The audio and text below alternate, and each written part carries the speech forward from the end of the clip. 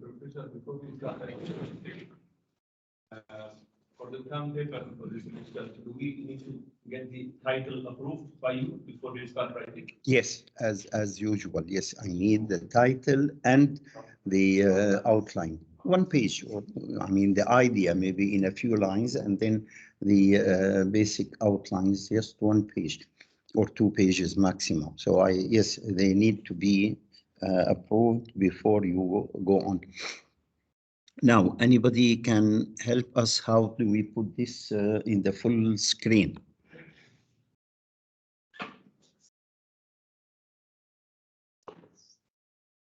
Maybe this way. Yeah, no.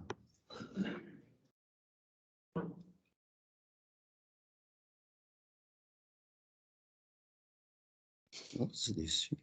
Don't know this. يعني the idea is to try to discover really a new theory of finance, not Islamic finance, but this new theory of finance is the Islamic finance. And so try to be innovative in that sense. Where is that? Not coming. What do I do here? How do I turn the page to the next slide? Here. Okay. Okay. So of course, answer Bismillahir Rahmanir Rahim.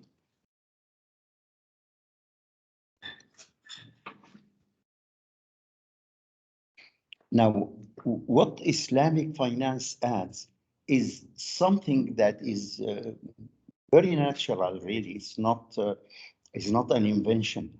And when we talk that we want to be really connected to the market and real with the market, how can we do it? By any better way than dealing or taking the contracts that are in the market and make them the contracts of finance. So instead of financing through lending, where lending does not make you, does not allow you to interfere in anything that relates directly to the real market. Instead of financing through lending, you finance through sale, lease, and sharing. And when you finance through sale, lease, and sharing, definitely you will be part of the real market. You cannot be isolated from the real market. Now, I think this idea, simple as it is, it was hard to reach, and it wasn't really easy at the beginning, especially at the beginning. For instance, everybody who wrote, including myself, in my early book on Islamic economic, probably some of you may have seen it. The idea was if you take funds on mudaraba basis, you should also give them on mudaraba basis. It comes to the mind immediately. Even in my book on tamwil in what is that? Tamwil in al-iqtisad al-Islami. This small book is about less than 100 pages, but I called there التمويل التمويلي, which is mudaraba and musharaka. Yes, of course. In your proposal yesterday, you mentioned, oh, Islamic finance is based on profit and loss sharing. It's not. When Islamic banks started existing, the first and the second and the third Islamic bank, they could not finance on mudaraba. Islamic Development Bank could not finance on mudaraba because, tell me, which one is the government of a Muslim country that you can trust its account or trust its people? I mean, not the population, but the government. The persons in the government, you can trust them that they give you a good account. None. And the same thing for the private sector when the first Islamic bank in Dubai was established. It could not provide any financing on mudaraba or on musharaka. Of course, mudaraba is a lot farther. I was going to say worse, but some people will be, will have tension if I say, oh, mudaraba is bad. Oh, mudaraba, is it Islamic, by the way? Mudaraba, there's no mention in our resources about mudaraba at all. Are we, clear on that? It is not mentioned in any of the sources. It is said in the books of Sirah that the Prophet sallallahu alaihi wasallam worked on mudaraba basis before he became Muslim, before revelation, before he became prophet sallallahu alaihi wasallam, not after prophethood. It is all after prophethood. There is assertion that he had never made any transaction for profit making. Yani he didn't do any business. After prophethood, his profession was being a prophet, sallallahu alaihi wasallam. Didn't do any other thing. So the mudaraba is mentioned in an athar. You know the difference between hadith and athar. Hadith, even if it is falsely related to the Prophet, but always hadith has something that the Prophet sallallahu alaihi wasallam did or said or approved. When you talk about athar, that's a narration by some companions did something, or some people after the companions, even the tabi'in or others, they call it then athar. There is an athar that is at the time of Umar. People all told them, oh, consider it then mudaraba. Yes, mudaraba was known among them and was known before Islam, but there is nothing really Islamic about it. It's natural. It exists in America today, and it exists in everywhere. And it existed in the past also in every society. Because naturally, it's natural that some people know how to make business, some people don't. Those who have resources may give it to those who know how to do business. So they do business on their behalf. It's something that is natural. So when the Islamic banks were established, we got stuck. We cannot do any transactions because every theorization before that by Najatullah Siddiqui, by me, by Ahmed al-Najjar, by everybody who spoke at that time as early as the early 70s, didn't mention any other option. But when the Islamic banks needed some propaganda, of course, to be able to connect with the people wherever they were established, whether in Egypt or in Jordan or in Dubai or in Kuwait, they needed connection with the people, and only the mashayikh are the ones who give them that connection with people. So they have definitely to take as their advisors the mashayikh, not Monzer Kahf was anyway at that time in America, or Najatullah Siddiqui, or Ahmed al-Najjar also. They don't have their reputation among the general public. So the Bank Monzer al-Islami, for instance, Bank Faisal al-Masri al-Islami, selected Muhammad Khatir.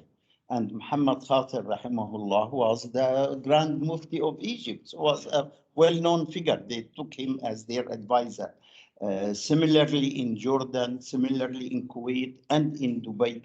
So there was no way then that the only idea that exists was murabaha, not murabaha, rather mudaraba, and the mashayikh even mudaraba doesn't come to their mind. So the immediate answer by these mashayikh was, why don't you sell on credit? So sale on credit became the idea. And of course, to sell, you have to buy. So you cannot sell unless you buy before that. So here where the idea of Sami Mahmoud rahimahullah, came and was accepted without any reservation unanimously, which is the idea of murabaha, especially that Sami Mahmoud was also smart enough, rahimahullah, that he related it to the Shafi'i. In fact, it wasn't the idea of Shafi'i, it was the idea of Sami Mahmoud, really. But he related it to Shafi'i to get some support from the circles of Mashayikh. And he got that support definitely. And the Murabaha became predominant, which is upset. Or which is upsetting and has been upsetting to those early writers, Sami Mahmoud, not Sami, Najatullah Siddiqui, Muhammad Umar Chapra. Worse than that, was more upsetting even to Khurshid Ahmed. Now, the three of them are still alive. Khurshid is any kind of refined. Khurshid and maybe three of them now are refined to their homes. To your knowledge, is Muhammad Umar Chapra active in anything? He's retired now, so it's kind of. He left IDB and he's home practically, and not doing anything, just sitting on a rocking chair, probably doing. And nobody mentions him even or invite him. I think probably physically he's become difficult. Yeah. Well, there are still from that generation, Muhammad Anas al-Zarqa and Ma'bad al-Jarhi. But only the three of us are still kind of active of that generation. But anyway, it was so upsetting that I think in 2011, or even probably later, when I met Khurshid Ahmed in one of the conferences in Lahore, he was still, his speech was centered on, Murabaha is wrong and we should make Mudaraba all the time. So I told him there is a new paper by Sami Mahmoud in which he said that sale on credit is better than lending on interest, as is also better than musharaka. So how come? He was surprised. He said, send it to me. I did send it to him. So it was really a kind of change. I remember, probably I mentioned that to you before, when we were in 2010 in New Delhi, and about half of the people who were there were non-Muslims. And the question came that Islamic banks do murabaha most of the times, and most of their activities are murabaha. So the answer of Muhammad Umar Chapra was, this is why I don't call them Islamic banks, where I had to interfere and give a lot of details until we got changed the tone really, and it came with claps by everybody. It changed the tone of the whole thing. Murabaha, in fact, I rather say Murabaha is the best transaction when you deal with the money of depositors. You don't deal with your own money. You have to be a lot more careful in that. When you add the consideration of risk management and the wakala, then definitely murabaha and the effect on the society, etc. So the idea here, discovering that Islamic finance should go through sale, and later came leasing, and leasing wasn't thought of really at all at the beginning. The only early mention of it is a vague idea, very vague idea by Ma'bad al-Jarihi in an early paper he wrote in the early, I think 91 or 93. 81 or 83, in which he mentioned we make ijara certificate without any details, just ijara certificate without any discussion of them. Ijara practically came into being after the book Sanadat al-Ijara, which fortunately I was the writer of that book, and it came only in Islamic banks as ijara and then as sukuk al-ijara, which practically dominated, although there are sukuk that are fabricated with wrong conditions that are in Sharia violation that make murabaha sukuk more than ijara sukuk, only with these incorrect conditions. Because definitely you cannot, murabaha sukuk cannot be traded by all means. And because murabaha creates debt, pure debt, and you cannot trade it. It makes no sense to issue sukuk that are not tradable. Joseph, but can you sell it on the par value, on the exact value, or no, not exactly? The what? The sale of the debt for exactly the par amount. Yes. You can do that. Yes, you can sell it on the on the face value of it. And but I mean, why would anybody like to buy it on the face value? I mean, give you cash now, and I wait for 6 months to make to get the payment. It doesn't make any sense, really, uh, because it's only debt. You don't have any return in that. Whereas if it were ijara, the money I give you is a price of the property, on which I collect rent. So it makes a difference. So the idea here, using these, but that creates really an important implication when we introduced sale, lease, and sharing contract as the core of financing in banks, then the result was very fundamental. It becomes really, we are requiring the finance organization to own before it can sell. In other words, we are making ownership the basis of finance.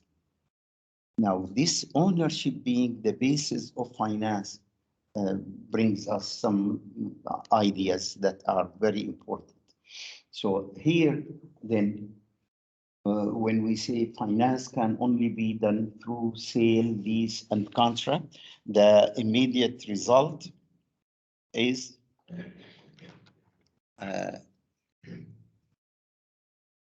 ownership becomes the basis of finance. And if ownership becomes the basis of finance, then there cannot be profit-making finance without ownership. Or without owning a real property and actual real creation of increments which are added value. So here then we are changing the whole thing. In my opinion, here where we should, or we probably are, discovering the theory that the basic of finance, the basic of earning is ownership. Of course, ownership of an asset that by itself can create additive or additives or additional value in one way or the other, whether it is physical or only economic, but not physical. In other words, without creating added value, there cannot be finance that earn. And finance that doesn't earn is outside our discussion, because it becomes personal, and it becomes only based on personal relationships. If you like the eyes of that person, you may give him or give her a loan. But if you don't like her eyes, you won't give her a loan. And it depends on the personal relationship between you. It is not a business transaction.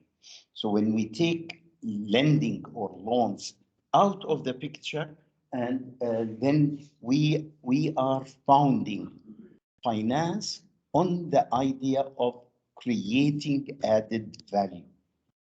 And when we compare this with what exists in the market today, we find that a lot of finance in the market today is founded on transfer of wealth.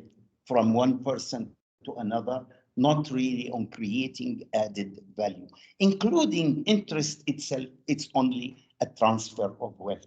It is not, it does not create added value. Now, notice we are talking about things that affect all aspects of economics, in my opinion. For instance, we need to reconsider the calculation of national accounts and their definitions. Definitely, interest is not an added value as part in the national accounts. So it shouldn't be there. We need to talk about the added value. We need to talk about the theory of production. Who deserves the remainder? The remainder is the profit or the loss. How factors of production enters into the production process. In fact, you may consider them 4 factors. Yes, some people like to add technology, but in my opinion, adding technology is stupid because technology is only embodied in either labor or in or organization or in capital. So it is embodied in one of the other factors. But also, you cannot talk about 4 factors of production as independent one from the other. Because each one of these factors can enter the process as a hired element, not as, in other words, as a prepaid factor, not as a factor that takes the remainder. And theoretically, at least, each factor of these four factors can enter the production process as a taker of the remainder. Now, I call it now taker of the remainder, but on the basis of this theory, we think of it as the owner of the project. Maybe the same owner of the capital is the owner of the project. Now, in a common stock company, who takes the profit? Shareholders, right? So if shareholders, they are the providers of capital, but capital that is able to hire other elements on hiring basis, including the entrepreneur, including the capital, the economic capital in the form of machines and so on, including the unskilled labor or the non-managerial labor. So managerial labor or non-managerial labor or machines or land can all enter the process of production on the basis of either predetermined return, regardless of the result of the production, or one of them, at least one of them can enter, either one of them, I should say, can enter the process on the basis of owner of the project. So we come again to the ownership of the project. Maybe the example of car rental could be a good example in where the organizer is the owner or the entrepreneur is the owner of the project, and the entrepreneur rents the machines. All cars are rented. And rent the place, rent the unskilled labor. So he's the owner of, and practically also he's the one who provided capital in the accounting meaning. So he provides capital, and by virtue of owning that capital in the accounting meaning, he becomes owner of the project. So here, the deserver of the profit is then the owner. And the owner, by virtue of being owner, bears also the risk, because always ownership exposes you to the risk of What kind of risk? Ownership. Ownership risk.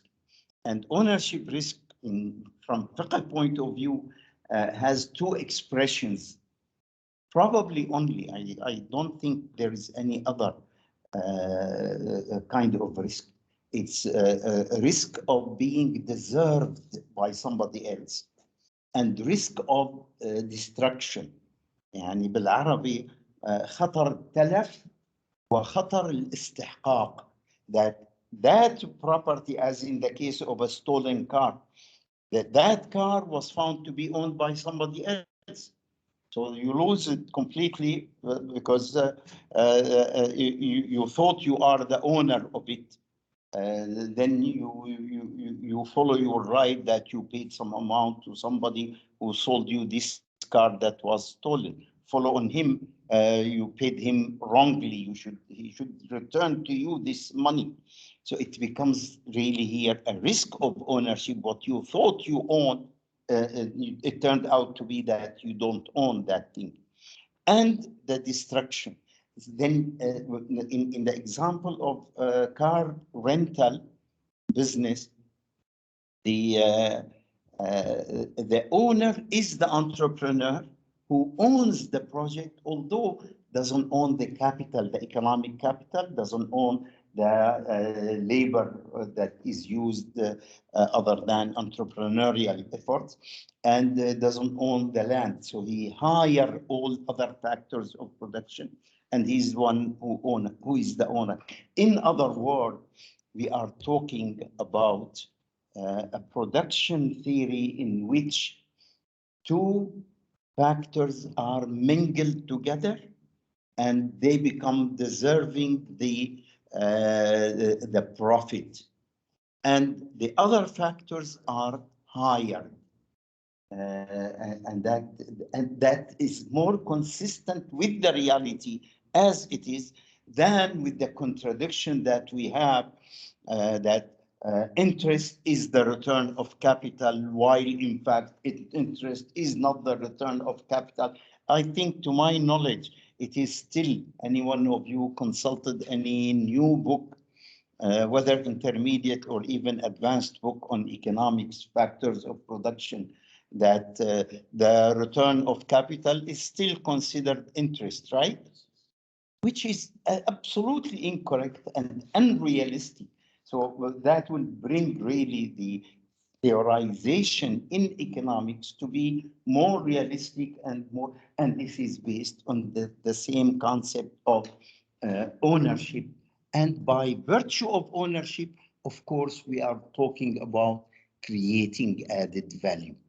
If you want to take return, there must be a creation of added value, and depending on what is the thing that you own. If you own a thing that can generate added value, then you may deserve added value. Of course, there is another condition, that it should actually exist, that added value. If it didn't exist, you will make a loss, or you will make minus profit, a negative profit, which is the same actually. Professor, I have a question here regarding the added value. In case of financing something of a consumer consumption nature, what is the added value if you're financing something for consumption? Production is clear, okay, this financing a machine will lead to some value addition. But for consumption, what is the value added? I mean, of course, say financing on murabaha basis. The apple today, the apple today for me has more value than the apple tomorrow. You are giving me the apple and not taking from me its counterpart. So this has more value than tomorrow's apple, because I like to eat the apple today. So this added value, definitely it's an added value, and it deserves to be compensated, to be priced. It is definitely priced.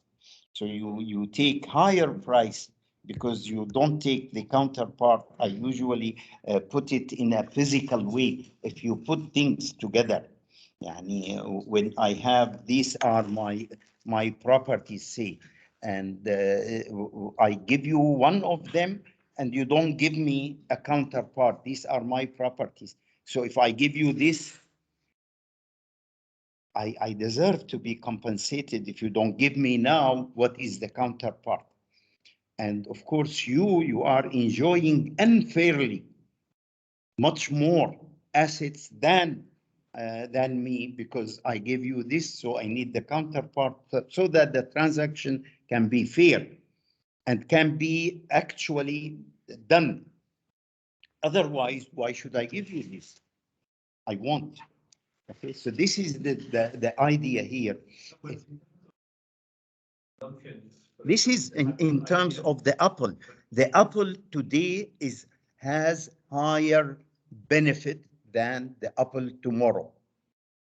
And by that, I am required to pay higher price if I pay tomorrow than if I pay today. So this is the added value. And of course, in the durable consumer goods, it is apparent, like in a bicycle, and you pay me next month. So I am actually getting the bicycle and its use for a month. So I am paying practically for its use for a month in addition to its price. If I pay next value addition in the context of the GDP, it means something different. I mean, here the Apple is giving me personal utility. So that's my personal value, but value addition in a macroeconomic context would mean something different, right? So where does it come in the macroeconomic, in the national account? Where does it come? In the profit of the seller, right? So the profit of the seller, when the seller sells on this basis, he is on deferred payment basis. His profit is 2 instead of 1. And so part of the national account will come as a 2, but not as 1 plus 1 interest. That's the difference. It comes as 2, and it appears in the national account, of course. Okay. So I really think we are discussing a new concept that we should, on the basis of it, go ahead and revise, at least in our minds, the way we were taught about economics, about theory of production, about factors of production, about returns, and relating all that, and of course about finance, relating all that to value creation through ownership. Now, one point that comes here, in the fiqh, there is a statement, and I wish it did not exist, that statement, really, because it was a confusing statement that it confused many people, but it became like a rule accepted by everybody, that profit is earned either بالمال or بالعمل or بالضمان. This statement is by Al-Kasani, and it becomes as Al-Kasani was one of the scholars of the 500 plus something, and I don't remember exactly when he died. I think in the late 500 though, because he was the disciple of Samarkandi, and he was his son-in-law also. He married his daughter to his disciple, so he became his son-in-law. Was a smart scholar, and Samarkandi was his. What is the word? Is not like sponsor, scientific sponsor, but there's a word. What's the word that we use for it? يعني لا بالعربي ما له كلمة. يعني مش master, لأنه there's no slavery issue here, but يعني other than the disciple, the word, what is the teacher in a sense, but not the teacher, there's a word, not sponsor, but the patron, yeah. the patron. So he was his patron, and in that statement, an objection. Well, profit, you are saying profit is earned by ownership only. And the fuqaha said profit can be earned by either ownership, المال, or العمل, or الضمان. In fact, if you look at the issue of العمل, العمل is you earn profit, and here profit is distinguished from wage. يعني profit here, and smartly Kasani said profit and did not say أجر, because الأجر, yes, can be earned by العمل and can be earned also by المال. You can rent your asset that you earn, or of course by land. But Al-Kasani said the profit here, and he means profit. But here, profit, in fact, the example he gives is the mudarib, that the mudarib takes part of the profit. Well, by what virtue the mudarib takes part of the profit? By applying work on a property, and that property increases, right? In other words, and they say, including Al-Kasani himself, would say that once the property increases, إذا ظهر الربح, the Arabic word, إذا ظهر الربح, once the property increases, the mudarib becomes partial ownership. So actually here, he takes profit because he becomes partial ownership. His work produces added value, and he owns part of this added value. Okay? Now, it's okay to call it profit, but to come then as an objection, to remove that kind of objection, that all Kasani said, and what Kasani said is acceptable by everybody in the fiqh. Although, yani, as I told you, I wish he didn't say it, and it is not acceptable, because there are reservations on it, which I'll come to it. But in this regard, the objection will come, but profit can be also earned by labor, as Al-Kasani said. Yes, I would tell him, we are talking here about finance. And in finance, we are talking about property. Then you earn by property. You give property for earning. So we are talking only about the first 1/3 of the statement of Al-Kasani, not about the two other thirds, the amal, earning by amal, or earning by daman. Now, the earning by daman, here is where I have reservation on it. And in my opinion, very strong reservation. Al-Kasani was absolutely wrong by saying it is earned by daman, and he in fact contradicts himself, because daman, when it is pure daman, does not earn anything. It's forbidden to have any increment. This is what is known in fiqh al-kafala, al-ajru ala al-kafalati muharram, for a simple reason, that al-kafala is worse than a loan, from the point of view of the return on it. A return on a loan is haram. That's riba, right? And that's riba because the loan turns your ownership into a debt, and the debt does not earn anything. Now, al-kafala is a promise to give a loan. Because what is it? What is the kafala in the final analysis? The relationship between, and notice, if the kafala, if any return is taken on the kafala, it is taken from the makful, not the makful lahu, not the beneficiary of that kafala.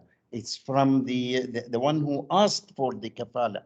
Of course, the beneficiary wouldn't accept to give you any return, because he would accept the transaction with Ismail, for instance, if Ismail provides me with kafala. If he doesn't provide me with kafala, I don't make transaction with him. So he brings Hassan to be his kafil. Hassan, if he asks me for a return, I'll tell him, go to Ismail. It's none of my business, of course.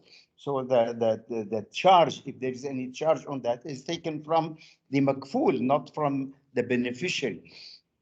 So here, and if he takes from the makful a return and then comes back, turn out that he has to pay the kafala to the beneficiary, the return becomes again return on a promise to give debt, to be a creditor to you, on a promise to be a creditor. Whereas if you become a creditor, really, I don't deserve any increment on that by loan. So this is worse than that. And this is why unanimously, and OIC Fiqh Academy several times studied that issue and maintained that it is not permissible to have any return on the kafala. There is a paper recently written by with my help, I should say. Really, he wrote most of it. Is only I made some retouche of it. But it has to be in our both names because of some logistic issues. Okay, so my name is on it, but was written by Dr. Muhammad Sharif Al-Amri here, and we submitted it to the OIC Fiqh Academy. The logistics is that I was asked, I am well known to Fiqh Academy, and the Dr. Sharif is not yet known to them, and I wanted to introduce him to them so they can ask him directly, because I am about to retire. I will not retire as long as I can give, inshallah, benefit to any student. I will retire when I feel I am out. Yeah. So I added to him that value in that sense only. So, but he was really the writer of most of it. I made some retouches only in it. To make it of the style of the Fiqh Academy. Okay, he clearly also resolved in the final thing that definitely there must be no return on the kafala. Unlike what Muhammad Nazih Hamad said in his famous paper, that many people took it without taking the criticism. Two great scholars criticized it in a very strong, really, to the extent I say it in Arabic, مسحوا في الأرض. You know what does that mean? They smashed him completely. So the Mukhtar Salami and Sadiq al-Darif, they died, rahimahullah. He is still alive. He's in Vancouver, Canada, Muhammad Nazih Hamad. But definitely he was wrong on that, no doubt. Unfortunately, Muhammad Nazih Hamad became later one of these tawarruq people. He is tawarruqi now, although he started not like that some 30 years ago. But whatever happened. The idea here, yes, definitely the Daman shouldn't be a source of earning, because Daman is a potential loan, potential debt, potential credit, and potential credit does not generate any. It's worse than credit, and this is idea of being worse than loan. These are the words of the late Sheikh Mustafa Zarqa. And he mentioned that in one of the OIC Fiqh Academy meeting. I remember it. He was sitting on my left side, and Sheikh Zakaria al-Birri, rahimahumullah, both was sitting on my right side. When he started talking, he started saying, all I mentioned in my early writing that return on kafala is permissible. So Sheikh Zakaria al-Birri kicked me and whispered in my ear, well, wait a minute, he will reverse now. He will say, no, it is not. Because in an early writing, he said it is permissible, and then later he changed his, and he came to the right thing and said no. So and then he said that, well, I realized that it is worse than giving a loan with interest, because this is giving a promise of a loan. Anyway, so the idea, we are really talking here about a new concept of understanding economics and understanding finance, both of them. I have a question here. Yes. Even in a conventional finance, conventional banking, when they give a loan, uh, eventually it will add value because that loan will be used for either for consumption or for production. So although it's the lender is not giving financing directly the real economy, but eventually the borrower will use it for the real economy. So Not the end necessarily. result is the same. Maybe the borrower may use it for buying liquor, and that is a hurtful or a hurting action to the economy and to health, both. Or may use it for gambling, and that is definitely hurtful to the economy and to the, or may use it and make loss. So be negative. It's not, and this is where the difference really is only where you separate them in two different transactions, or you connect them together and make them one transaction. And that exactly, that difference is what makes a hell of difference in the, as a result of that, in the implications. Clearly, one of the implications is that you trade debts between banks. Debts are traded without any reservation between banks, and whereas if you don't do that, there will be no trading of debts. So this is where, again, those ideas that come, especially in Malaysia, and from the Malaysian concept of Malaysian concept, that, in my opinion, is not based at all on an understanding of what is Islamic finance, what is it really in reality. When we understand it, and I think this is the idea, and we need to really develop that theory of ownership of finance and theory of ownership of production. When we develop that theory, we find all these attempts to simply taking a minute issue, and whether this minute issue is permissible or not, connect it to the theory, see if it contradicts it or not. If it contradicts it, then it is not. And if it is consistent with it, then it is part of it. So I think this is where, this is really the issue, yani, and this is also the mistake in all. I was discussing with one of the shuyukh recently. I told him there are many mistakes in our fiqh, because essentially we do not relate issues to a fundamental theory. You see, the talk about maqasid al-sharia, in my opinion, most of those who talk about maqasid al-sharia don't know maqasid al-sharia and don't know anything. They just love the word, and the word looks attractive. So they use it and repeat using it in place and out of place, both. And much more out of place than in place. But when we look at the really theory of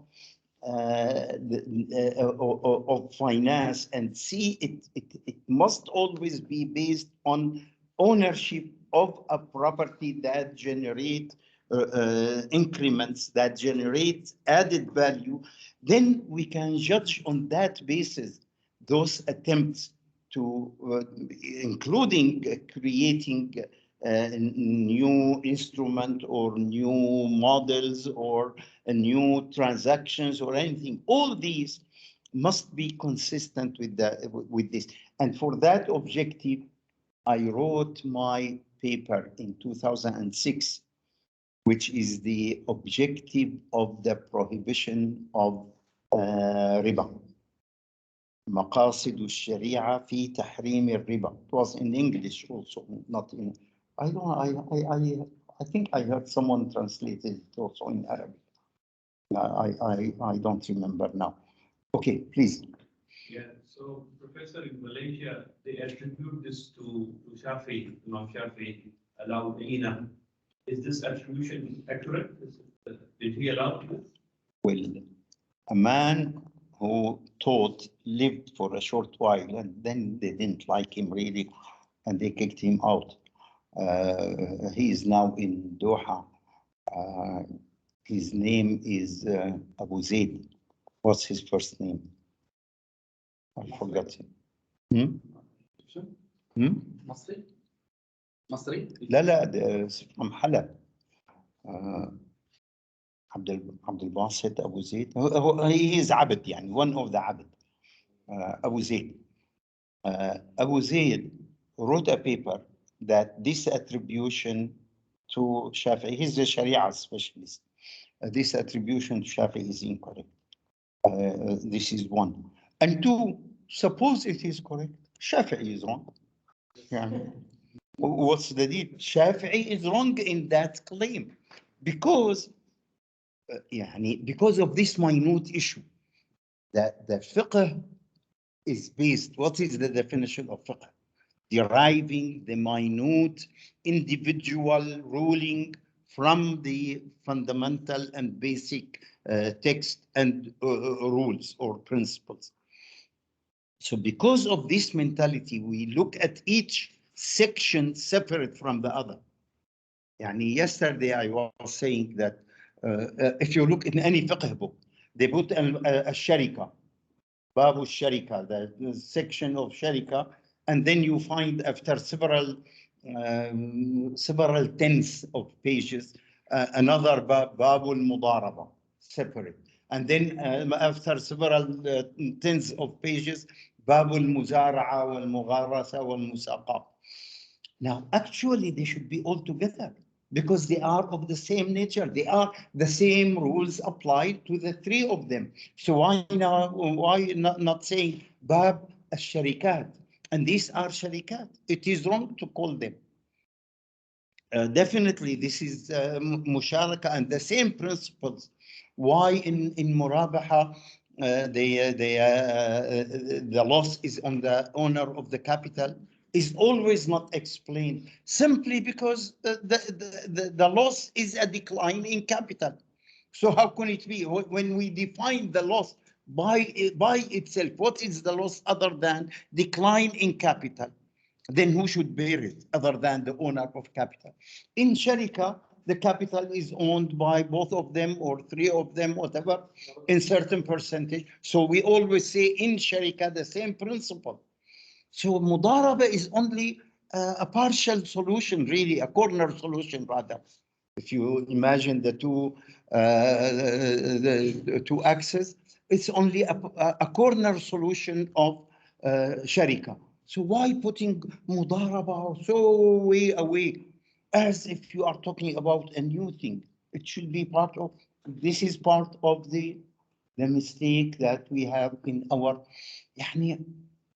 honestly speaking, unless this late Jawdat Said, who died a few weeks ago, rahimahullah, used to say that no matter how giant your ancestors are, unless you do something beyond that, you will be only under their shadow. If we make it as an example, our ancestors were a giant body, but we live on their top. We don't live on the ground beside them. We live on their top. We should be adding something to them. If we take them, if we live on the ground, we will remain all the time under their shadow. We cannot do anything. So this is the idea here. Yeah, well, yes, even if Shafi'i said that, we say Shafi'i was wrong in that because of two things. One, it contradicts a correct hadith that we have بيع العينة حرام. And two, it contradicts the principle. You see, there is a statement that you should really be, I suggest you should read it. Read, please, the book of Al-Aqd wal-Milkiyya by Abu Zahra, rahimahullah. Abu Zahra, somewhere in his book, in this book, he quotes Imam Malik saying that if a correct hadith violates a well-known principle of Sharia, then the hadith is wrong. Then the hadith must be either wrong because a correct hadith is not immune of being narrated wrongly.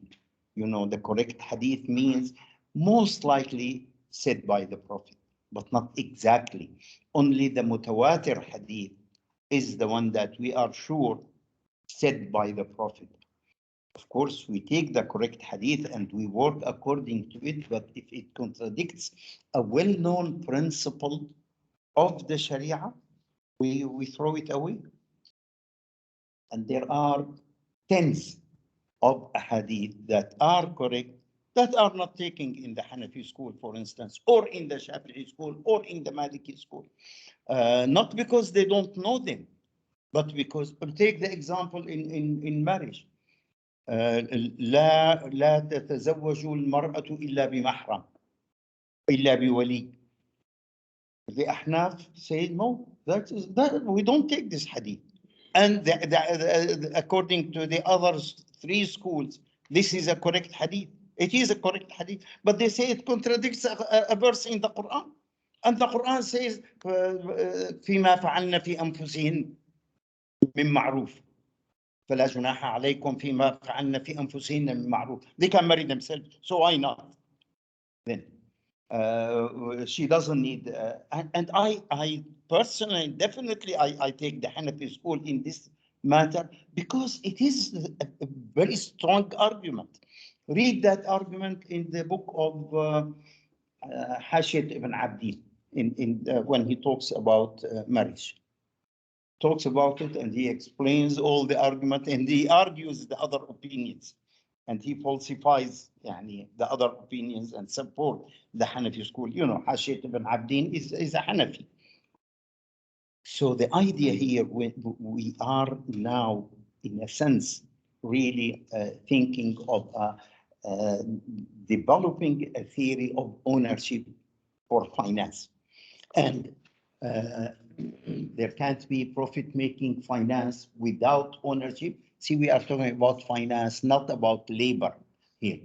Of a real property and actual real creation of increment, which are added value and actual increase in the GDP of the country and people.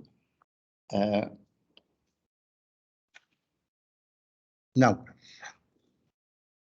this also implies that ownership, not risk, as many people thought, and not like you said in your proposal that, oh, Islamic finance is based on profit and loss sharing. No, it is not based on profit and loss sharing.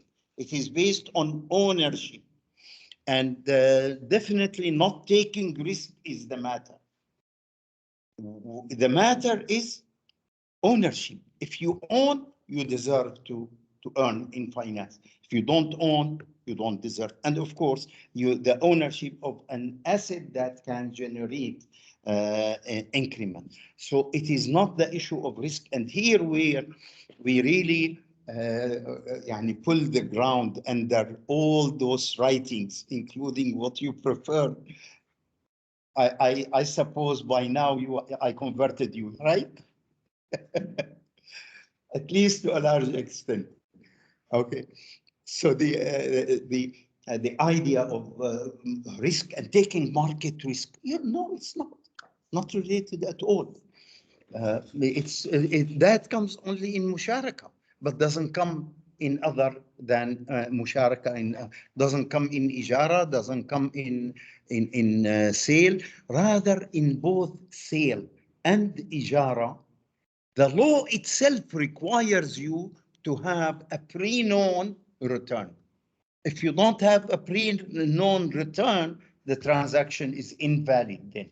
So it has to be based on a pre-known return. So ownership, not risk, is the basis of getting return or earning. Risk is like entitlement. Okay, a risk is in fact the other facet of entitlement, a characteristic of ownership. If you own a thing, you are exposed to risk, and here we are talking about the risk of ownership, not the risk of market, not the market risk. Okay, it's like entitlement, it's a characteristic of ownership. Both are two facets of ownership. Accordingly, neither market risk nor credit risk may justify earning. Because when you talk risk, and probably you may have heard this argument, well, when you give a loan, there is a risk, of course, there is credit risk. So you bear a risk. If risk is sufficient to justify, why not then credit risk? Why you want market risk or price risk or liquidity risk and not credit risk? No, credit risk must then justify. Rather, in other words, if you take risk, then you are exposed to that loophole that then credit risk should justify the earning. Then interest should be justified, which is an antithesis for the Islamic concept. Okay. Okay, rather what justifies earning is the creation or existence of increments in an owned property. It also means that lender or creditor is not entitled to an increment because he or she does not own increment generating property. A creditor or a lender owns an asset, which is a real asset that is not able to generate any increment. We are then talking about a new theory of finance, which with economic and legal implications or foundations derived from our religion. Entitlement for return is caused by the ownership of a property, not by risk. This is a general theory in finance, in Islamic economics, not only in finance, in Islamic economics and finance. It applies all through, including including production, its factors, and the creation of added value wherever it comes in economics. These three channels of finance translate in four axiomatic principles. 1, earning by owning. 2, financial assets are mere representation of what is behind them. So we don't deal with them separate. 3, principle of realism, that comes with us all through, and we will notice that. 4, moral commitment, because once you own, what you own must always be moral. About rationalism. Well, all these are the rationalization of finance. Of course, all of them together. Earning by owning, isn't it a very important moral principle also? I mean, look at the couplet of Iqbal. أليس من العدالة أن أرضي يكون حصادها للزارعين? That is it not fair that only those people who plant the seeds can collect the harvest because they are the owner of it? You cannot really give share of it to other than the owner. It's a fundamental principle of morality. that when we talk about finance, that of course, if you own, you deserve to earn. But if you don't own, you don't deserve to earn. It's not at all part of you. And all of these, in fact, are moral. But when we apply also morality in the minute transactions, that is the meaning of the number 4, that we apply morality in all the way through in any transaction, in the minute of it also. These are not maqasid, these are fundaments. Okay, so we go. This implies the characteristics of return in Islamic finance are necessary condition, ownership of a property or goods or assets or things. Now, these things, of course, could be abstract or could be physical. They need not to be physical. I mean, if you own a computer program, that's abstract. Okay, so and the sufficient conditions are property. This property that you own should be able to generate increments. A property must pass the moral test. Property, there must be actual increment also coming from that property. So with these 3 sufficient conditions, you earn. Without them, of course, you don't earn. Now, what's the difference between increment and value add? Is the same or value addition? Increment could be physical. The idea here is only that increment could be physical. Yeah, a physical increase, and that physical increase is distributed. Now, the issue of value could be, yani, not exactly increment. In fact, is different than value added, because there may be increment but no value added. Okay, but that still, that increment is distributable between both. Okay, yani, like that statement, when everybody plants tomato and tomato product is very big, the return of everybody will be lower, not higher, although the quantity is much more. Okay, but so it is just there for accuracy only. Now, this implies that financial securities are mere representation of their underlying asset or underlying assets. They are not assets in themselves. We always look at, not are, okay, we need to, okay, at what do they represent and apply the rules of underlying assets. Okay.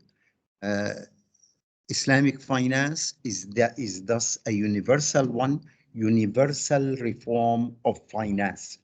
Is not really anything else. It's a universal reform of finance. It is not for Muslims alone. It is a paradigm for real economy finance. Yani, inshallah, the book is coming within, yesterday we approved the final version of it. It's coming about 600 pages plus. But alhamdulillah, yani, inshallah, it will make an important change. It's yesterday was supposed to be given to the printer.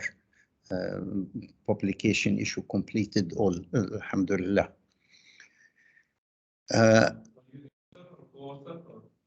Well, I am the author of the introduction and the conclusion, but the idea is mine. All the chapters, 21 chapters in the book, are written by a group of my students, 10 of them. It so happened that, alhamdulillah, I know there are smart also among you, but I had a group of, in one class, they took with me Islamic economics and then Islamic finance, a group of really smart students. So I selected those 10 people from that class. It was 2 years ago, yeah, not last year, the year before. We need to do something similar now. Well, we need to think about a book now on Islamic economics, not on Islamic finance. Yeah, inshallah.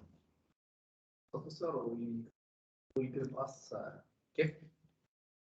If they give me, I mean, if they give me any copy above the 11 copies, one for me and 10 for the others, I'll give them to you guys or to whatever. But it should be available, inshallah, I need no more than 2-3 weeks in the bookstore.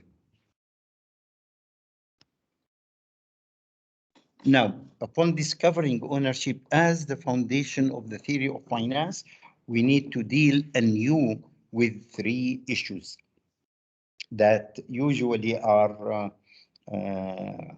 يعني paining issues and controversial, very controversial, but we need to put them in their, in my opinion, in their right perspective.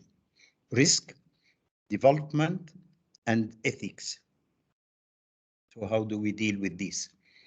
Risk and Islamic finance. The risk issue and risk map in finance has also to undertake deep changes. It is a fact that life is surrounded with risk. That's normal thing. And paved with risk, a matter which makes risk management a part of the venture of life itself. For everyone and every institution, every company, every organization, the risk exists all the time. In a recent paper, a writer, probably you know him, yeah, Hassan Mahfouz, talked about risk and defined risk as gharar. Gosh, where is the gharar in risk?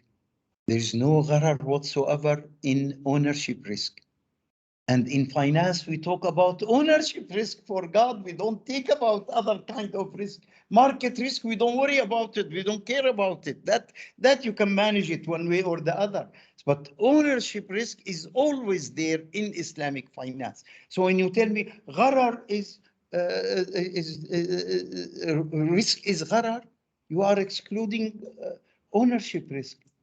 There's no gharar in ownership risk. Where is, if I own, now I own a few units in a fund here in Turkey that the last 2 days, I mean, got a disaster because of the war in Ukraine. It went more than 10%. Do I own, so to speak, that risk? Do I bear that risk? Yes, of course. I have already borne it. So it is already there. My asset declined. Okay, with the Kuwait Turk house. I own in some of their funds. Okay, so definitely I am exposed to risk, but that's not in finance. That's in investment. I'm in ownership. This is an ownership risk. If you say khatar is the same as gharar, gosh, this is horrible. Gharar can only be in transactions, cannot be in ownership, and ownership is not a transaction, is a status quo in a sense. Ownership is a status quo. I own this jacket, you own your computer, you own whatever you own, and you are exposed because of ownership to that kind of risk. So gharar is completely different. And quoting Ibn Taymiyyah and Abu Taymiyyah and for gharar here and there, so what? Yani, you search for the paper, okay? You search for the paper. Okay. Hmm? Yes. Okay. So risk is, of course, part of life and all activities. How does Islamic finance deal with risk? One, risk is not an asset. This is a thing that is missed, unfortunately, in our fiqh. And that is missed, unfortunately, whenever by all those people who think that gharar is a big issue. Gharar is an issue, yes, but it's not a big issue. Yeah, it's this much. Interest is this much. Interest is a serious one. But gharar is only that much. It's not a very big issue. Okay, is risk an asset? All our ulama that talks about insurance, commercial insurance, as we know it, is not permissible. They said because it has gharar. But they did not deal with the basic issue, which is what is the contract? What is the object of the contract?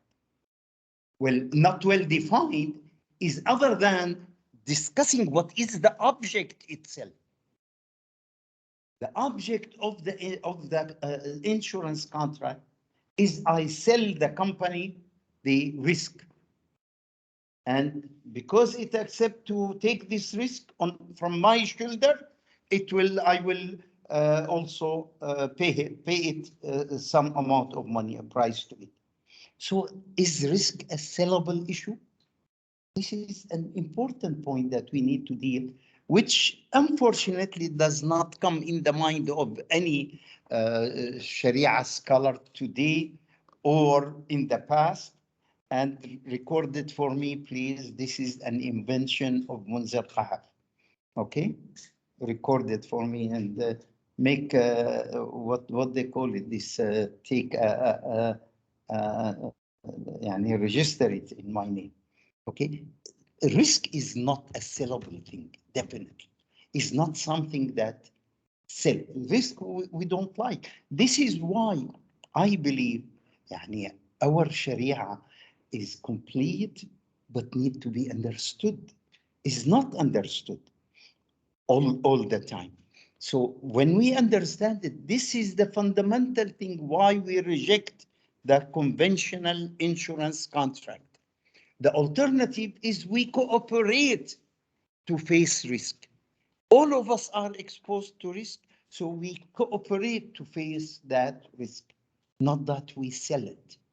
Cooperating to face it, yes, because we may be exposed at any time to risk. So risk is not an object of sale, no risk trading, no risk sale, and no exchange insurance contract. So the insurance contract must be cooperative, not on exchange basis. Social justice require earn by owning, and B, owner bears property risk. So is there risk? Yes, there is risk. But if you want to earn, you have to bear that risk because this is part of ownership. It's characteristic of ownership. Okay. So 3, Islamic banks have to bear ownership risk because they must own to finance in addition to credit risk because they finance. See here, they bear credit risk because they finance, of course. The meaning of finance is to wait for the counterpart.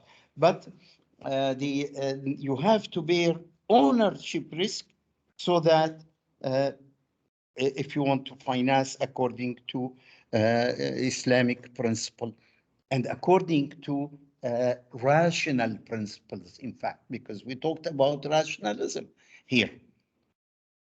4, there is no Sharia or legal or market requirement that IDB or provider of finance must bear market, whether price or liquidity risks, or economic fluctuations risk. There's no reason. Why should we add another risk? And if we can avoid this other risk is not related to the ownership itself. So if we can avoid it, we better avoid it, especially that Islamic banks work on wakala basis. They work with the money of other people, with the properties of other people. Okay. Wakala in IBs require minimizing all kinds of risk, including property risk should be minimized, but it cannot be removed.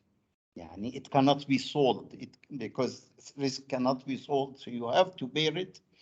And this is where, okay, you cannot do away with ownership risk. I have a question there. Now, regarding ownership, does it have, what is the ruling on the possession aspect of it? It has to be in possession or ownership could be without possession? So people talk about physical and constructive possession. What do you think? Here. Constructive possession has different meaning, does not have exactly one meaning. Okay, so that's why in Islamic finance contract that come to me that I was consulted with, I refused the use of the word of constructive ownership. Okay, and I don't allow it, in fact. Now, this is one. Two, possession is definitely part of ownership. If you don't take possession, then you did not take full ownership. Ownership is not complete, is not yet fully the owner. So what we mean by ownership is full ownership, not contractual ownership without possession. So definitely, yes, there must be possession. And minimizing the risk of ownership implies or requires minimizing the period of possession. So if I minimize the period of possession to 2 seconds, is there possession or not? There is possession, but it's only 2 seconds. And of course, the risk of being deserved to somebody else, entitled to somebody else, cannot be removed at all. That kind of risk remains even if you reduce the possession to only 2 seconds. But other risk of destruction may be minimized. Risk of turning out to be improper. For instance, the chemical formula in it is wrong. That cannot be also minimized. The invisible defect. This cannot be reduced. So that remains even when you reduce it to 2 seconds. But by reducing it to 2 seconds, you are minimizing other kind of destruction risk, like physical destruction or anything relating to that. You raised your hand or you changed your mind? Yeah. For example, when we lend to a risky customer, when we give loan, Islamic loan or financing to a risky customer, we don't give Islamic loan. Whatever anybody's mentioning. Only your mother gives you Islamic loan. We give a loan to a risky customer. We build risk. We estimate risks. And based on those quantification of those risks, we build a higher risk premium and lend on a higher rate. This means that this financing has ingredient of a risk pricing. And this risk pricing is also traded with the customer. What do you think? It's also traded. Yes. If, for example, if there's a blue chip customer, we lend it at, for example, 10%. And there's a risky customer, we say, okay, we will lend you at 13%. Where does 3% comes from? It comes from the risk premium, the risk we have to take from the customer, the default rates and every type of risk. This means that this 3% is built into the pricing, and that pricing is traded with the customer. What is your opinion? Well, this is a good question. What is your answer to it? I think risk is traded. Okay, I think you are wrong then. Because here you are talking about credit risk. You are not talking about ownership risk. This is one. Two, you are not trading it. You are estimating the risk of that. You are not selling a risk, and you are not buying it either. You are estimating the risk of that because you are making provisions for those risks. So it is not being traded. And now, of course, when you even in ownership risk, there are variant degrees of ownership risk, and these variant degrees affect the price of the item. Definitely, when I buy the item, for instance, a telephone, the telephone whose battery is expected to live for 3 years is different than the telephone whose battery is expected to live for 10 years or 5 years, right? So that risk is built in the item. And the value of these two items are different because of the risk, but the risk is not separated and traded alone. The risk is part of life. I mean, when you let's take it like take an example. Sorry, Afaf, for the example I'm going to mention, but it's okay. Take it as mentioned in the ancient fiqh books. When they talk about marrying a woman who has an illness. Now, she may be cured or she may not be cured from that illness. So the mahar of that woman is less than the woman who has no illness at all. Even in marriage, is not the same. So the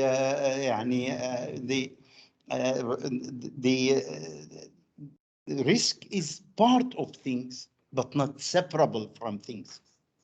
So, and it affects the prices of things, but affecting the prices of things doesn't mean we are selling risk. For example, you said about ownership risk. Islamic finance, we take ownership for a very little period. Which is, for example, in Murabaha, the ownership translates very quickly. Yes, and it I just said it's 2 seconds. It translates into credit risk. First of all, credit risk. So this means we price credit risk. Build credit risk based on different methods, PD, property of default, and everything. We price what? Credit risk. Credit risk is priced. It has a quantitative formula to price credit risk, market risk, liquidity risk. But do you notice that we do not price it separately? Did you notice that we price it as part, and this is what Hassan said earlier, the difference between making them one transaction or two separate transactions? We do not price risk alone and the trade risk. Whereas it is always permissible to vary the price according to credit risk and price and market risk, if there is any market risk, and property risk. Of course, they are of varying degrees and they affect the prices of all items. But the moment you separate it, then you create insurance contract that has no telephone in it. It's only an insurance contract, pure risk. This is separating them creates a problem. But this means that trading a risk independently is not allowed, but trading the risk within the pricing is allowed. It means that taking the risk into the determination of prices is allowed. It's a trading. For God's sake, didn't we say from first moment? That's not trading. Didn't we say from first moment that the price varies according to the date of payment? From first moment, and the fuqaha said it 1300 years ago, that inna للزمن نصيبا من الثمن, that time has a part of the price, but that does not mean and never meant trading the time. So yes, credit risk affects the price, but it's not separable from the item and the price and the conditions of payment. It's not separable. The moment you separate it, becomes risk alone. That's not trading risk. And as if you want to say, okay, then if you sell at a higher price on credit, that's interest. No, that's not interest. That remains a price. And that is the difference, really. Does Islam prohibit tamweed, prohibit finance? Or it prohibits one kind of finance that is wrong because of that separation? For God's sake, the whole thing, yani, you are bringing us to square one. If this is your mentality, I think, yani, this is really where you need to question it. This is the questioning you. well, this is the point that no, that we have dealt with it also last semester. يعني I think this is the main issue. The moment you separate them, then of course you give a loan, like he said earlier, the person eventually is going to use that loan for something. But here, when you give a loan, you create a debt, you are an owner of a debt, and the debt does not increase. The other person is the owner of the cash in his hand, and he can use whatever he can with it. Do you want to share with him if he used that money to get married?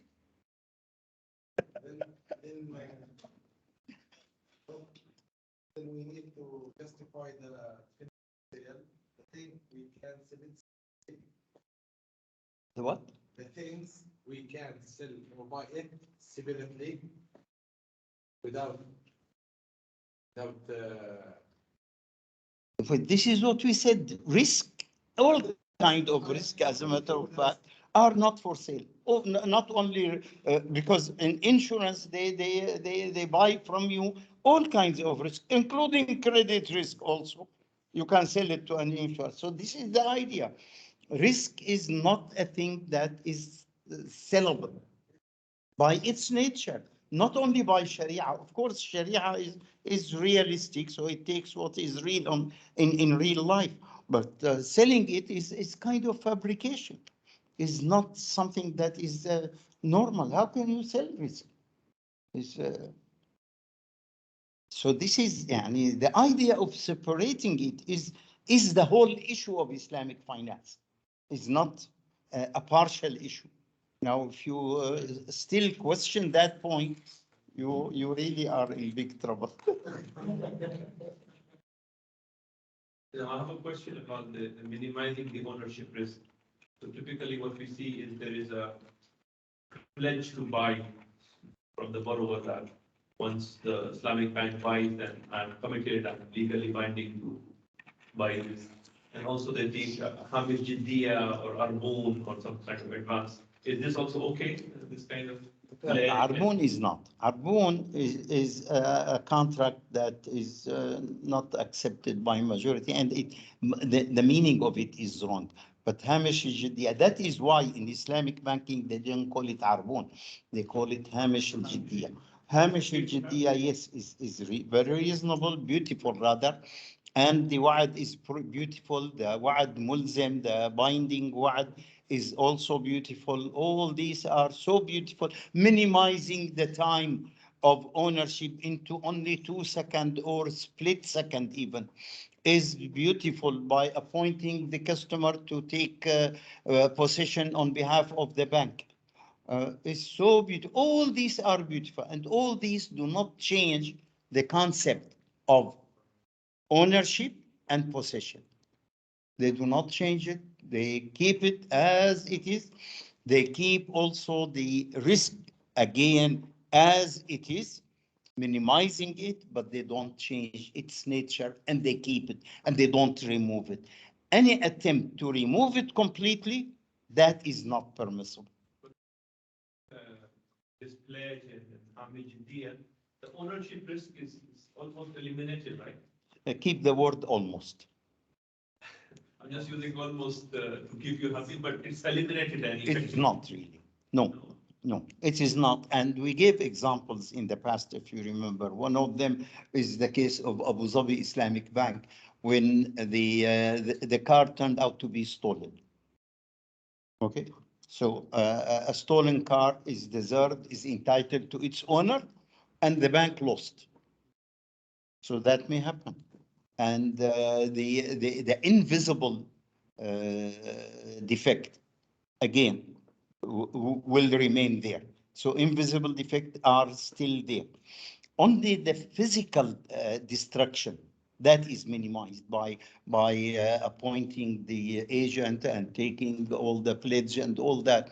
Only the physical risk the risk of physical damage is reduced or eliminated practically. No, it's only, but that's part of the ownership risk. Ownership risk remains. Okay, so and as long as ownership risk remains, it's. I mean, why do we? You accept to fly from here to New York in 8 hours, and you don't accept to minimize the risk of ownership into 2 seconds. Yani, don't you accept? Otherwise, to go from here to New York, you require 2 years. If you lived a century ago. So, but now you accept to go from here to New York in 8 hours. Hmm? So life is beautiful, and it is beautiful this way also. Okay. Can we have a short break? Hmm? Break. I think we are late now to get a break. Let's continue. We will finish this quickly. And so here, Wakala, of course, requires minimizing all risk, not only property risk. Rules of prudence require advanced knowledge of the cash inflow, both size and maturity, for liquidity management. Commercial banks, Islamic and others, have legal and economic responsibilities to observe effect on monetary and economic systems.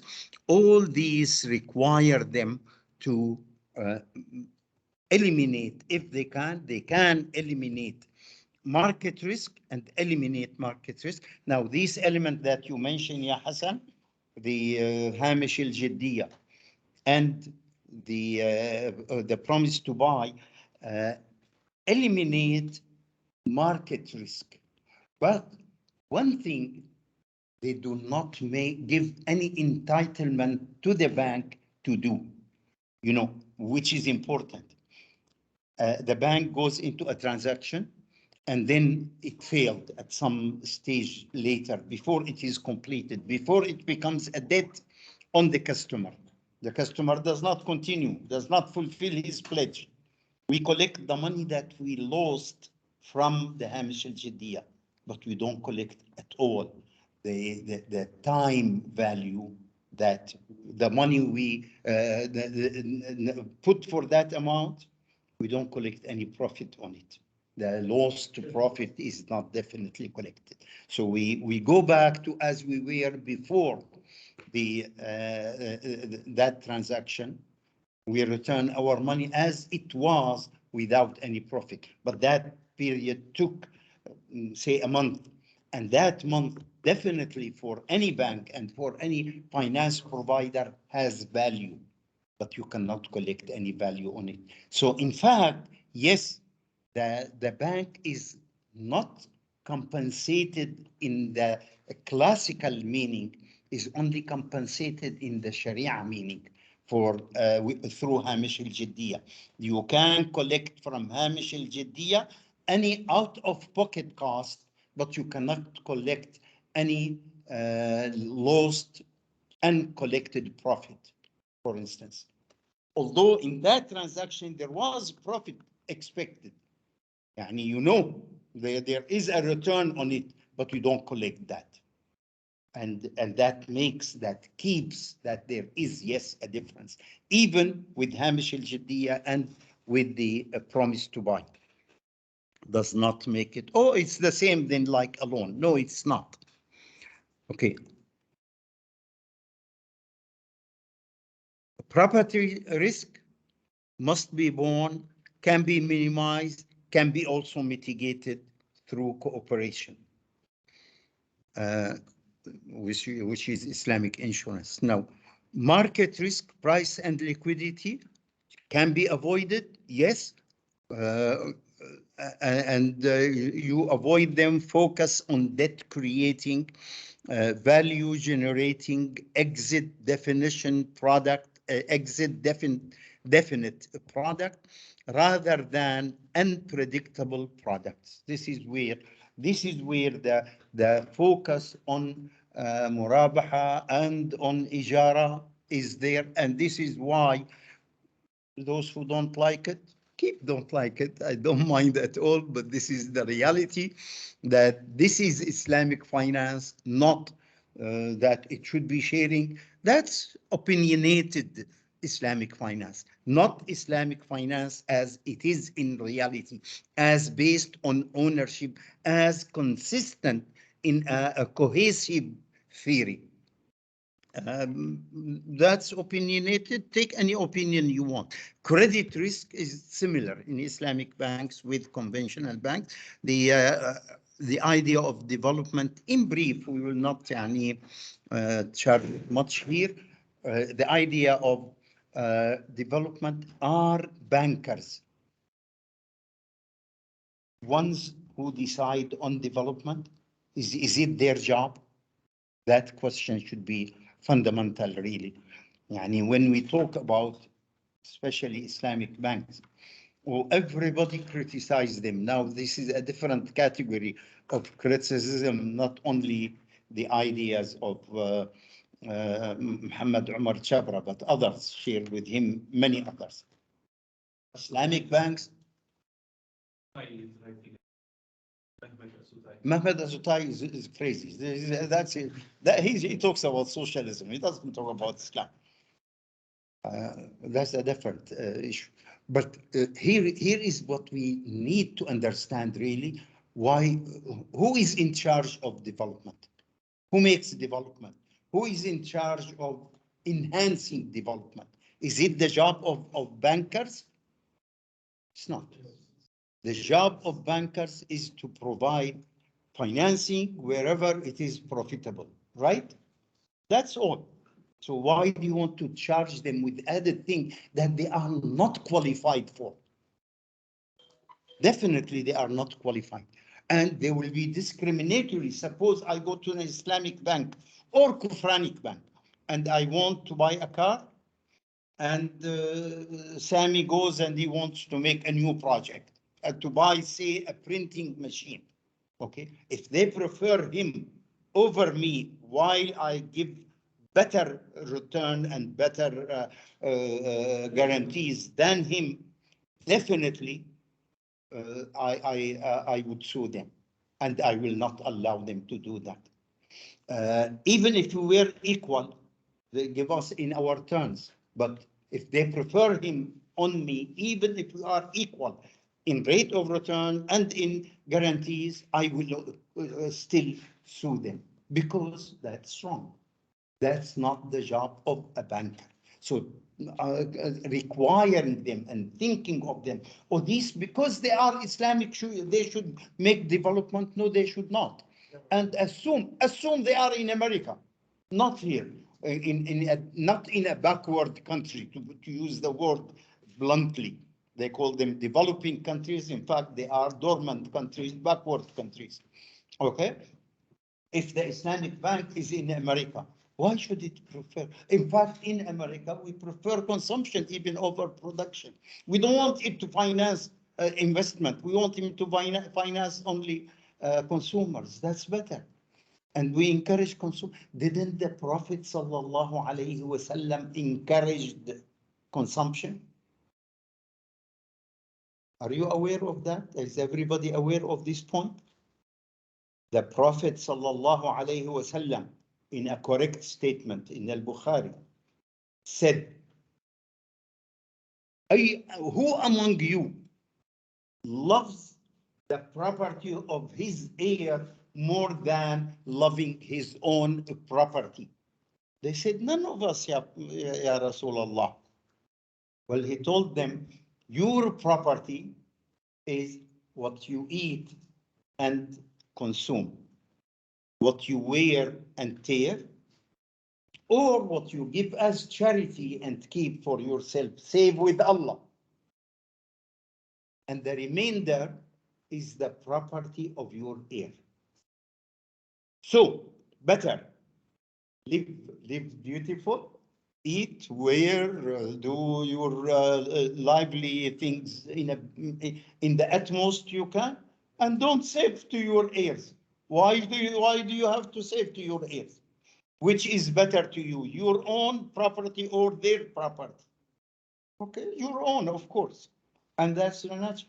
Now notice in their answer, when they say our own is better, is it a wrong answer?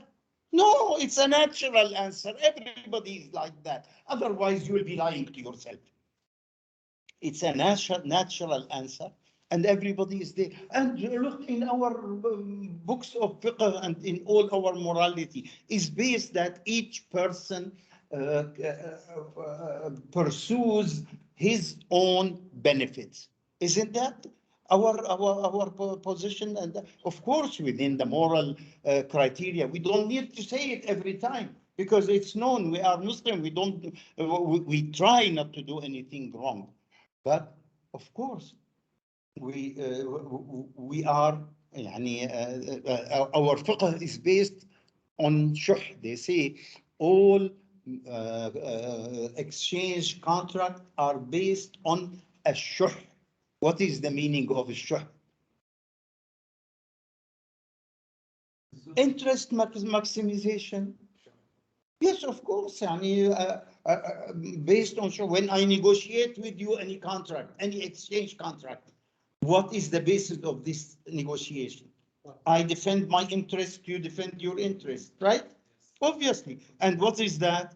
Profit maximization, interest maximization, benefit maximization. So maximization of self-interest. So what is wrong with that? And this is the basis that we take in Islam. Isn't Allah subhanahu wa ta'ala? I mean, all that subhanallah, everything in the Quran talks even about Jannah. What is the talk about Jannah? Always the enjoyments that you get in Jannah, right? And that's what encourages you to be a good Muslim. Okay, so why are you good Muslim? Because you are very self-interested, right? Because you are very selfish, because you like to get these joys that are promised. Yeah, so what is wrong with that? Well, this is the fundamental basis of morality.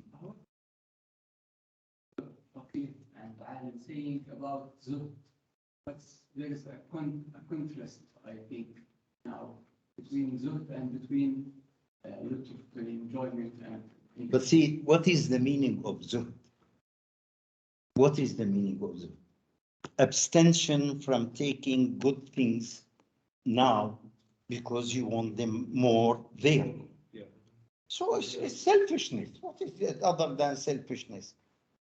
Zuhd itself is you abstain from taking good things now. I don't want to eat the apple now. I'd rather eat it in Jannah. Okay, so it is selfishness.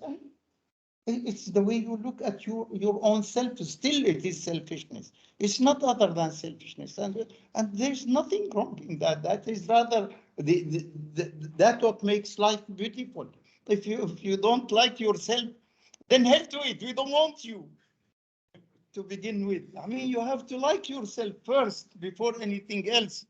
Don't they say in planes when if the oxygen declines, put the mask on your face before you help others? Yes.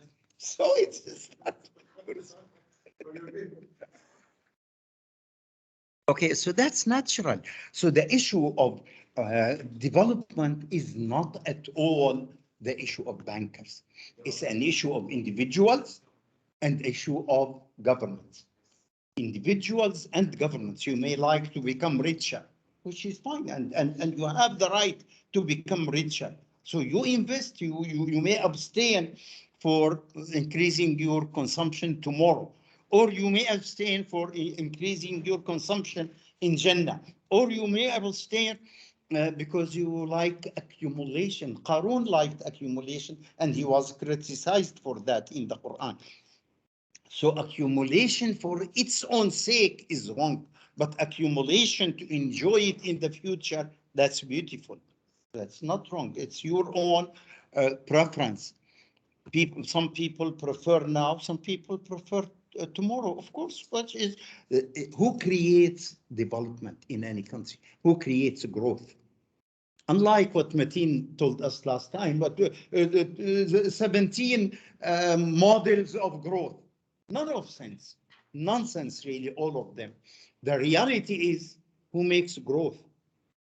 People, individuals who are industries, everybody likes to be richer, but some of those who like to be richer are smart enough, are industrious enough to think in a practical way how to increase their wealth.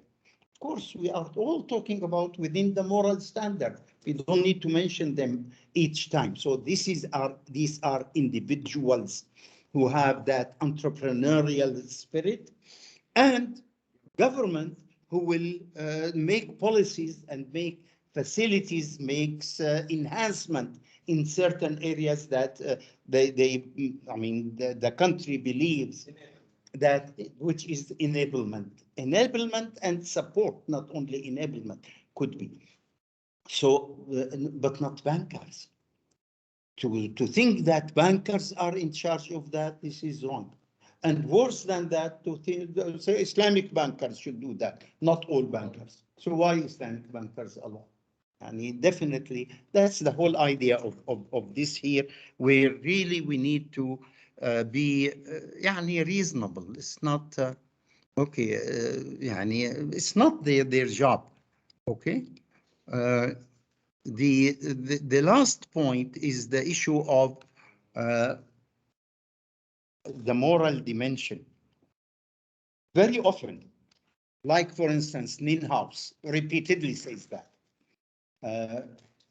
Ninhaus is a nice person, he's one of those who took a lot of pain for when he talks about Islam or Arabs or anything, because of the Jewish pressure in Germany. But yet, to overlook the issue of prohibition of interest as the most moral achievement Islamic banks did is a big mistake. And tell me, oh, they don't, they accept to finance a company that discriminate against women. Who's one? We have only one woman, unfortunately. We should have really, half class should be women. Why? So the idea here isn't really, you look at the minute things and leave the big things. Like you don't look at the rock that is falling on you, and you look at a small ant close to your foot. That's that's stupidity, really. Well, it is wrong on the part of Islamic banks to finance any company that discriminates against women. And unfortunately, the general awareness of what is good, although it is mentioned in the Quran, and what is bad, is not as clear in the minds of our men and women yet. And because we are backward, this is part of our backwardness. And Islamic banks are part also of our backwardness. So Islamic banks and their shuyukh, Islamic bank shuyukh, are also part of this backwardness. Not all of us have all that clarity about what is wrong and what is not wrong. So they don't really, they don't think of it. It doesn't come to their mind that, oh, this company does not hire as many women as it should. It doesn't occur even to their mind. Or this company may hurt the environment a little bit more. But again, if we look at the overall picture, who is hurting the environment?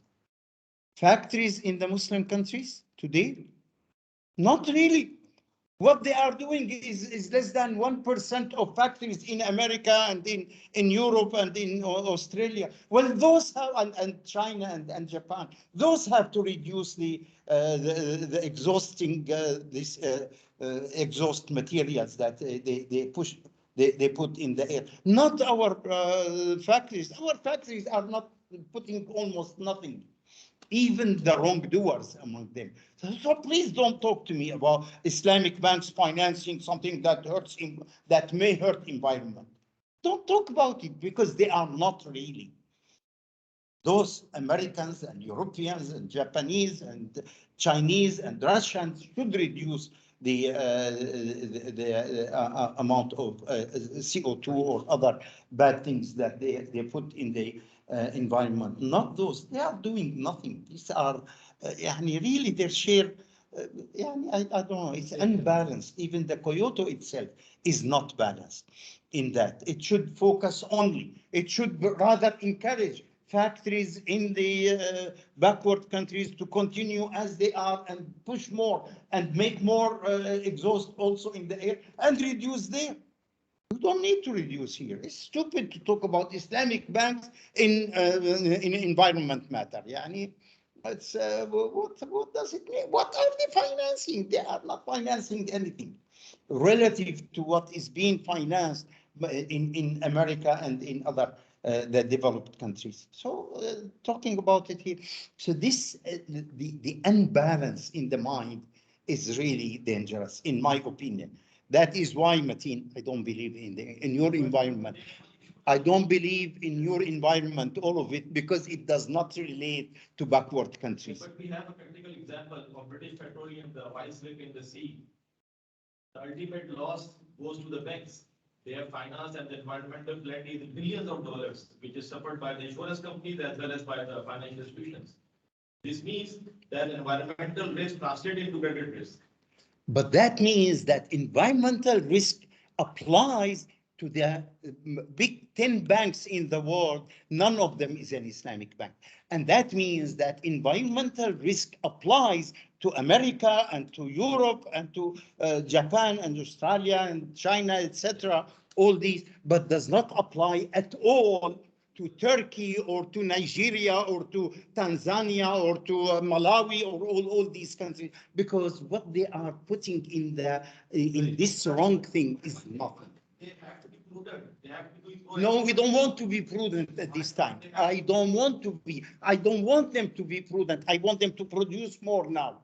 I only want them as a reality, as a citizen of these backward countries. I want them to produce more now, even if they are throwing more CO2 and other bad things in the air.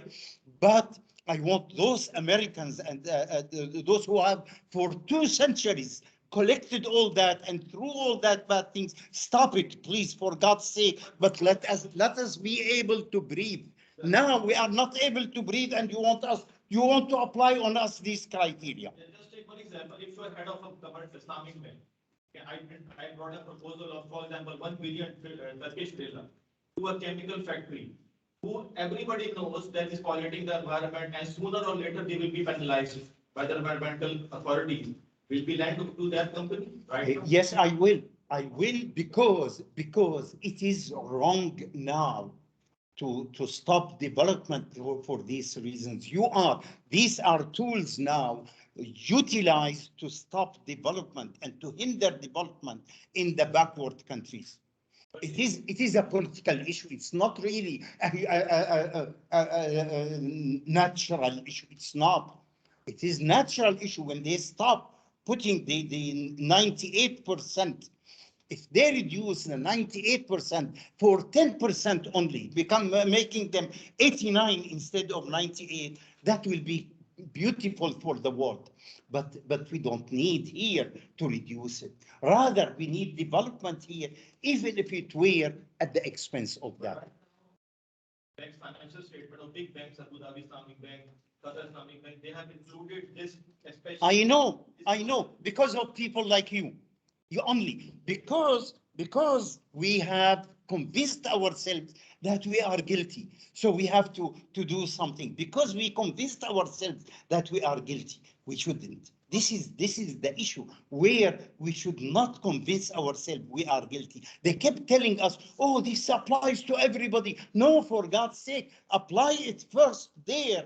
And once you make an achievement there, talk about us. We need development. We need growth. We need to feed our poor now. Our poor is not able to eat now. We have to remember that these funds are belong to depositor, and we have to be very prudent that these deposits should not be penalized. We are prudent in that. In fact, in financing such a project, as the example you said, that is prudence, because we need these chemical products and we need them to improve our agriculture as fertilizers. We need them to improve our life as whatnot, etc. And that question comes later. That question does not apply to us yet. We did not reach a level that we throw in the air anything that is harmful enough to make a destruction. We did not reach that, and they already reached that. So the reduction should be there. Now, why Islamic banks, all of them are doing that? Because we convinced ourselves that we are guilty. That is our problem. That is our mentality. We convinced ourselves we are guilty. I don't believe we are guilty. Okay. Alhamdulillah Rabbil Alameen. I mean, will bring us to the end of this, but anyway.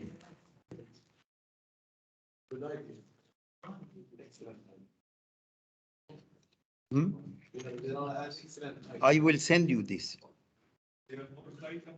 Yeah, I think one more probably. Where is it?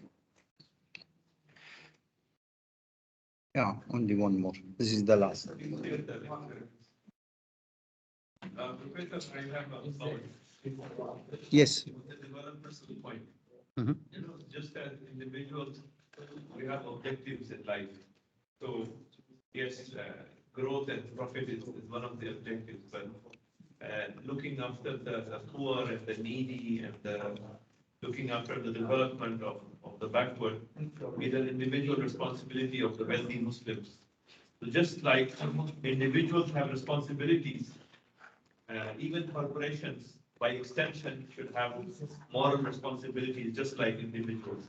So saying that Islamic banks only should maximize the profits and don't worry about development, corporate responsibility, whatever. I think you are making exception, special pleading for the Islamic banks, which doesn't apply to the Muslim individuals. So just as individual Muslims have a responsibility, even the Islamic banks should have a responsibility. Yeah, yeah, that's right. And it is mentioned. As a matter of fact, what you said is mentioned. Yeah.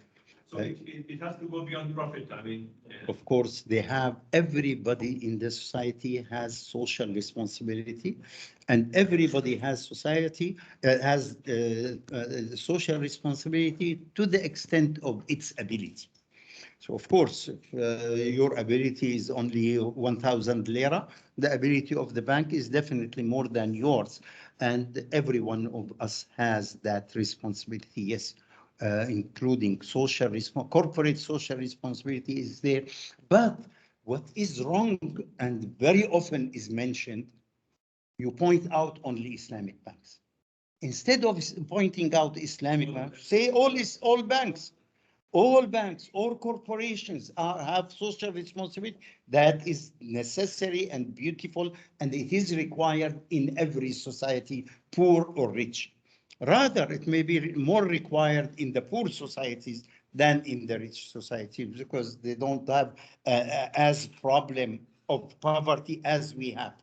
So social responsibility in our society is definitely higher, but it applies to everybody. Pointing out Islamic banks are responsible for development, are responsible for social responsibility. That's garbage then. But all banks are responsible, and their responsibility is equal, yes, depending on their size. And this is mentioned, in fact, in that slides.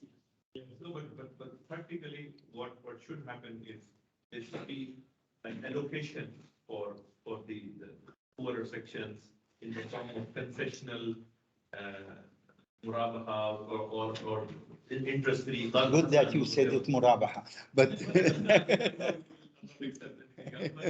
concessional or terms and interest-free. This should be part of the Islamic bank portfolio. That is correct. Yeah, in other words, every Islamic bank should look at its environment and make a special أو يعني as a result of the social responsibility should make a special arrangements for those who are less favored in the society.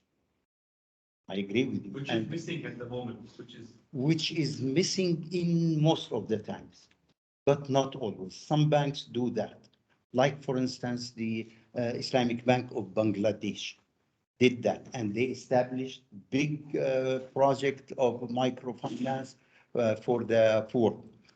And it succeeded and a lot more from the point of view of level or percentage of successness or success in it, more than Grameen Bank. So some banks do that, but they should do it all. Yes, I call in the last meeting of the Minister of Finance of the OIC, they asked me to give a paper. I still have it. Probably I can send it to you.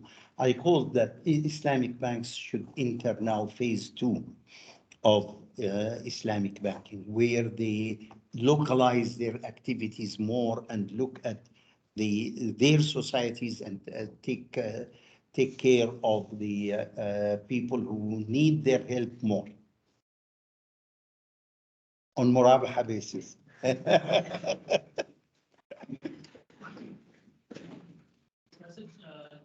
is in Kyiv, Ukraine? What? Brother who is in Kyiv, Ukraine?